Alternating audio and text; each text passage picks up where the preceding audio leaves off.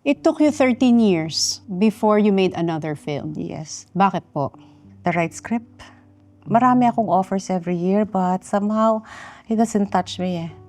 And can you imagine when you started at 12 years old, at the age of 13, you were the youngest FAMAS award winner for Best Supporting Actress. As an adult actress, not as a child one. So, hindi pa nila natatap yun. One time, dala ko yung daughter ko and yung mga actors naglalapitan. Pakilala naman niyo ako dun sa daughter. And I say to them, stay away from my daughter. Ang ginanon niyo? Yeah, stay away. No. You can't touch my children. You can criticize me, but wag niyong pakialaman yung mga anak ko.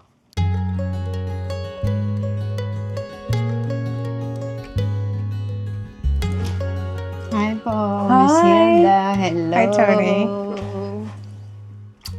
Tara na po. Parang this has been your life since a very young age. Yeah. I signed my contract when I was 12 years old. So that's a long time ago. And can you imagine when you started at 12 years old, at the age of 13, you were the youngest FAMAS award winner for Best Supporting Actress. As an adult actress, not as a child one. So hindi pa nila natatap yun. That movie was for? Santiago. It was my third film. Fernando po. Third film nyo na po yun at 13! Yeah, Grabe third film. naman! Yeah. What made you join show business at a very young age? Paano po yun? Oh, well, I think that was the dream of my nanay, who was my aunt who raised me. You know, I grew up in the slums. So, nakikita nila, Lily, you're so pretty. They will always tell me na yung batang to mag-aartista. So, parang I think that's stuck in her mind na mag-aartista nga ito, mag-aartista. I look different. Tapos, yun, lagi kang binabati na gano'n. Na maganda, magandang bata. Pangarap yun ng aking nanay, which is the eldest sister ng aking mother. I was raised by my aunt, yeah.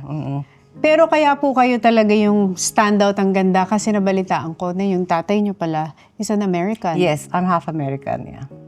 But you never got to meet your real father. No. I saw him when I was very young, and after that, he left already, and my mom didn't want to follow sa US. Pero bakit po kayo pinalaki ng auntie nyo? That's kind of hard because I don't think my mom was interested in raising me. So parang tinapon na lang niya ako dun sa aunt ko. Until nung sumikat ako, kinick out niya yung aking aunt. Parang she took over. So that was very hard on me. It was very traumatic. I know. So yung pala yung story ng childhood ninyo. Yeah, very sad. But, you know, it is what it is. Pero nung bata kayo, hindi po pag-aartista ang dream nyo? No. Basta gusto ko makapag-aral ako, gusto ko makaahon ako sa hirap. That's why I was talagang nagpursige ako mag-aral. Yun lang ang parang focus ko. I have to get out of this situation na puro hirap and you see everybody just drinking there sa kanto. I'm seeing friends na they're only 12 years old or 11, buntis na. It's like ayoko ng ganyan. Ang dream ko is maging teacher ako, maging steward, to be something else. Tapos 12 years old, yun, na-discover ako. Naglalakad kami sa studio sa LVN and my nana was talking to somebody, mga kumukuha ng mga extra. Ba't ako naglalakad-lakad lang ako paikot-ikot? And an editor saw me, film editor, and he said, gusto mo pang mag-artista? Siyempre, takot ako. Sabi nanay ko was saying, yeah, oo. And then I was so scared because I'm very shy eh. And I never understood what it meant to be an artista. You know, wala naman akong alam. So, after that, sinabing, opo, that same moment, that same day, kinunan nila ako ng test shots to see if I was photogenic. And that was it. Then they signed me already. At 12, tapos at 13, you won your first Best Supporting Actress Award. And it was your third film with Fernando Po Jr. Yes, with Fernando Po Jr. Tsaka ano ko doon, Bulag at Pipi. So, walang dialogue. Oh It's my kind of hard gosh, for tapos somebody na nanalo walang kayo. acting experience. That was really hard for me. So, nung 13 kayo, nakatrabaho niya na si FPJ. Was he already FPJ at Oo that time? naman, the king already. My gosh. Yeah, scary, you know. May starstruck moment po ba at that time? Yeah, but he was so nice. He's just wonderful, you know. Ang sarap katrabaho. Tapos nabalitaan ko, ang isa sa talagang mga naging mentor ninyo ay si Lino Broca. Sabay kami halos nag-sign up, I think, sa Leia. I think nauna lang siya by about 6 months and then nag-sign up ako. So I really grew up with him. When he saw me, I was doing Heidi, Happy Hippie Holiday, mga TV bopper movies. But sabi niya, yung third film ko, he wanted to take me out of that and make me into a drama queen. So nakita na niya yung potential na yun that I was a clean slate daw. So wala pa akong mannerisms na nakukuha na masama. Kinuha na niya ako kaagad sa Santiago. He directed that. Ayun. Yeah, Pipi at Bulag. Paano po maging mentor ang isang Lino Broca? Kasi para sa aming artista of this generation, Lino Broca is one of the legends when it comes to directing. And he really set the bar high Oh yeah. in making quality films. And to this day, his movies remain as classics. Relevant, yes. Lino would guide you, would talk to you, and he never gives up. Parang tatay ko yan.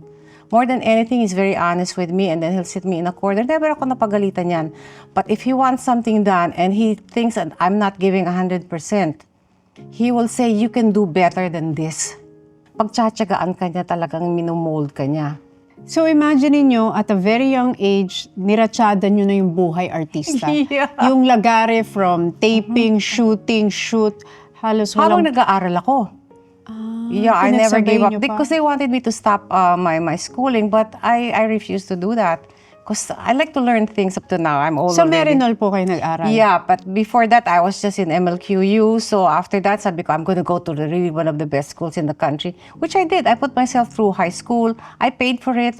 College ko. And yun ang goal ko lagi. Education for me is very important. Let's talk about your notable films. Isa sa mga classic films, Maynila sa Kuko ng Liwanag. How was that like making that film during that time, not knowing that it's going to be a classic film? Oh, it's very hard, but it's very fulfilling. Because I trust Lino eh. Whenever he gives me a script, kahit na wala kaming masyadong bayad, kukunin namin yun kasi alam namin, if it's Lino who's handling it, it's gonna be a great film.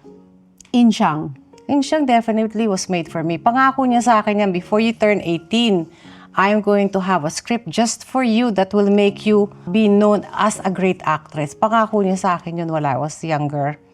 Wala pa kayong 18 nung time na yun. Wala pa. So nung ginawa niyo yung Insya, Ginawa namin ang Insyang sa television for the Hilda Show eh. Originally, nandun yun is one of the episodes. wow. Pangako niya yan. And also, Insyang is the first Filipino film That na went to the nadala sa Cannes Film Festival. Correct. Nasa Cannes Classics na kami ngayon forever. Wow. With mga Kurosawa You films and went to Hitchcock. Cannes. Yes. What was that feeling like nung kayo ang unang artistang naka-experience ng Cannes Film Festival? Nakakatakot, but we work really hard. Kami ni Lino, siya pa nga nag-aayos ng buko. Kaming dalawa, nagpupusod kami, naglalagay ng bulaklak, and it was so scary. But nagtrabaho talaga kami, talagang pinush namin yun, and we were lucky to get in there. And ang dami namang sumuporta sa aming mga Pilipino all over Europe. It was very nice. Working Girls, Yes. 1984. First film yun that tackles mga feminist na, di ba? So Yes. every time it's Women's Month or whatever, pinapalabas yan sa UP, tapos tatawagan nila ako, we have to talk about it because, alam mo na, it's a man's world business, etc. Maaga kami, very advanced kami sa aming mga topics eh.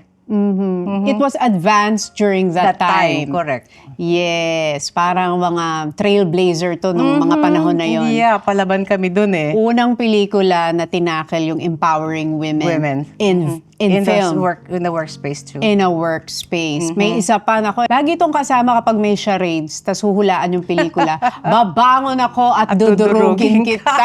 Grabe ang mga title nun. Babangon ako at dudurugin kita. Correct. What was that experience like when you recall making that film? Lino Broca din yan eh. So it's easy for me. And the stories there are yung mga story noon, relevant pa rin ngayon.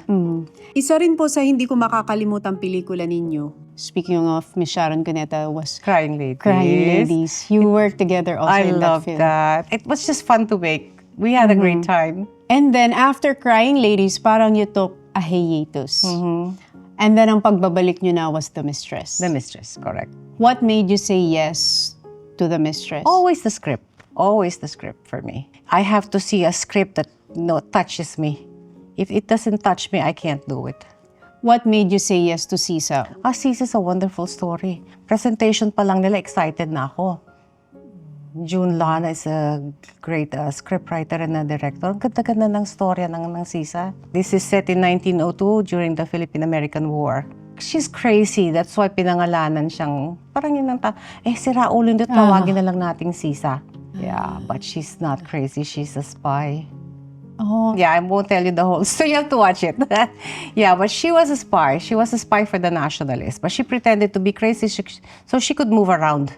it took you 13 years before you made another film. Yes. Bakit po? The right script. Marami akong offers every year, but somehow, it doesn't touch me.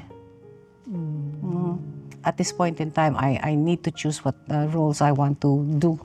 And this is something that is quite different from all the other roles. I mean, may drama pa rin ng konti, may confrontation in Spanish, pero naiiba yung role niya dito. It's very dark, but it's very real, and it's very honest. We are showing people what happens when there's war. That war is hell. Marami tayong hindi napag-aralan sa ating Philippine history that it was glossed over more than anything else. You know, so dito namin ipalalabas yung mga yon. And my director really studied this thing for like almost 7 years. Pinag-aralan niya tong script na ito. So it's really interesting. But it's a thriller at the same time. So it's fascinating. It's fun to watch. If you think about it, while you were talking about the film, I was computing it. You've been in the film industry and you've been an actress for almost 5 decades. About 56 years to be exact. Of your life. Yeah. You're in front of the camera, acting, sharing your heart, taking on these different roles. What made you stay this long in the industry? I guess it's my passion, it's my calling, you know. This is what God has given me, this talent. So, yeah, nilagay ko na lahat ng ano ko doon, ng effort ko. So Pag-aaralan ko na to ng gusto, you know. And I had Lino to guide me through it. So, it wasn't so hard for me. What is the most challenging part for you being an actress? I think dealing with people who are late. Yun lang siguro ako nahihirapan mag-antay yung mga ganyan, yun ang punctuality, not knowing their lines. Kasi ako, hindi ako makatulog na hindi ko alam ang linya ko for the next day. What do you love most about your job and what you do? The people I work with, just the different roles that I get to do. Very exciting. And you get to meet a lot of good people and you get to work with a lot of great ones. So it's an experience na mahirap makalimutan. What's something that you want people to remember about you? My films to be memorable. That's my legacy. Matandaan nila kahit wala na ako na okay yung mga pelikula ko. What about your children po? Yan ang aking pinaka-success ko. I love my kids. Like when they were young, I would still go to the grocery with them because I want them to feel normal. I don't want them to feel entitled or anak sila ni Hilda. None of my kids feel that way at all, even up to now. Meron po ba nagsabi sa kanila na gusto nilang sumunod sa yapak niyo? No naman, thank God. Really wala? This is a hard business you know, so I don't want them in it. Gusto ko matapos nila yung mga degree nila, you know, and all of them did. So I'm very happy. They're all very successful. What don't you want your children to go through the most pag pumasok sa showbiz? I want them to have a normal life, you know, na hindi sila ikukumpare, ay, mas magandang nanay mo sa'yo, etc. Things like that. I don't want them to go through that. Or hindi ka kasing husay ng nanay. Ayun ko, ikukumpara sa akin, I don't think I want my kids to go through that. Plus yun nga, yung temptation, ang daming gwapo, ang daming maganda, you know. One time, dala ko yung daughter ko and yung mga actors naglalapitan. Pakilala naman niyo ako doon sa daughter. And I say, to them, stay away from my daughter. Ang ginanon nyo? Yeah, stay away, no. Talagang na-shield nyo yung mga anak nyo from... Very ko pagdating sa mga anak ko. You can't touch my children. You can criticize me, but wag niyong pakialaman yung mga anak ko. What's one thing that you always teach your children? Just to be a good person.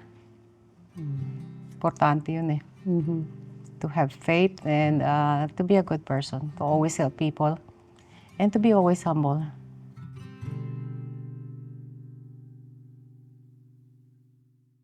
Dito na lang po daw natin tapusin. Just pick a card. Okay. It's a series of questions that you can answer. Oh, really? Yes. What is your biggest heartbreak? Grabe naman. A few husbands here and there. Here and there. Yun na yun. Yun na yun. Hanggang doon na lang, okay? And period. Okay. Here and there. Here and there. Thank you, Miss Hilda. Thank you, honey. Salamat.